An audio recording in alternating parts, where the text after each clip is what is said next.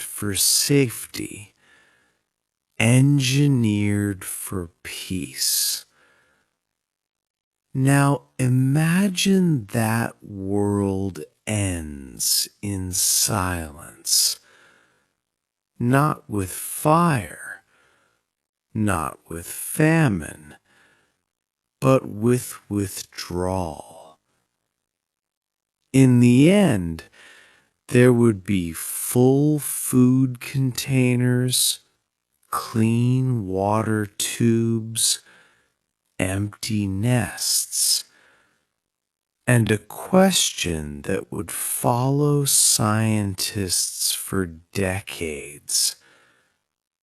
How can abundance destroy a society? Years before that silent ending, a behavioral researcher named John B. Calhoun began studying a simple idea. Space changes behavior, not just physical space, social space. Calhoun believed that crowding does something subtle to living creatures, something slow, something cumulative. He started with rats in outdoor enclosures in the late 1940s. He watched populations grow. He observed territorial disputes. He measured births and deaths. At low density, order formed naturally. Dominant males protected territory. Females nested and raised young. Hierarchy stabilized conflict. But as numbers increased, the balance shifted. Fights became more frequent. Subordinate animals stopped defending space. Some stopped mating altogether. These early experiments laid the foundation for something more controlled. By the 1960s, at the National Institute of Mental Health, Calhoun constructed what would become his most discussed study, a contained world for mice. He called it a universe. Later, it would be known as Universe 25. The enclosure was carefully designed, 4 feet high, multiple levels, 16 nesting boxes, ample food hoppers, fresh water always available, temperature regulated, no predators, no disease introduced. It was, by design, a perfect environment. 4 healthy pairs of mice were placed inside. That was the beginning. In the early days, growth was steady. Mice explored the ramps. They selected nesting sites. They established territories. Mice birth rates were strong. Infant survival was high. There was structure. Calhoun documented phases of development. Phase 1, mice adjustment. Phase 2, mice rapid growth. mice population doubled roughly every 55 days. As density increased, physical space still existed.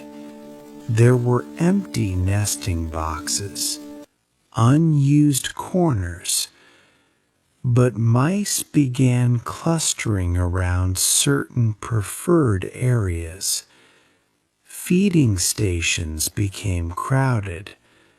Popular nesting spots filled quickly. Social tension began before physical capacity was reached. Dominant males intensified patrols. They attacked intruders more often. Weaker males were driven into the center of the enclosure. This central area became chaotic. No territory, no stable hierarchy. Subordinate males received repeated attacks. Eventually, many stopped resisting. They avoided confrontation entirely. They stopped courting females. They groomed themselves excessively. They ate. They slept. Calhoun later referred to some of these withdrawn males as the beautiful ones. Their fur was clean, their bodies unscarred. They were physically healthy, but socially absent. Meanwhile, female behavior shifted. Nesting patterns broke down. Some mothers abandoned litters prematurely. Some carried pups aimlessly around the enclosure. Infant mortality rose. Aggression increased among females as well. Protection turned into unpredictability. The colony entered what Calhoun described as a behavioral sink. Normal social roles collapsed under density. There was still food, still water, still room in a mathematical sense, but meaningful social space had diminished. Mice no longer formed stable bonds. They no longer reproduced reliably. The birth rate slowed. Eventually, it stopped. The final generation grew into adulthood. They reached sexual maturity, but they did not mate. They did not fight for territory. They did not establish dominance. They lived, but they did not participate. The population aged. One by one, the mice died. The enclosure never ran out of resources. It ran out of structure. When Universe 25 ended, there were empty nests and untouched food. The silence was not sudden. It had been building for months. Calhoun published his findings in the early 1970s. The public response was intense. At the time, fears of overpopulation were widespread. Urban housing projects were expanding. cities were becoming denser. Some commentators interpreted Universe 25 as a warning about human society, crowded cities, high-rise living, social alienation.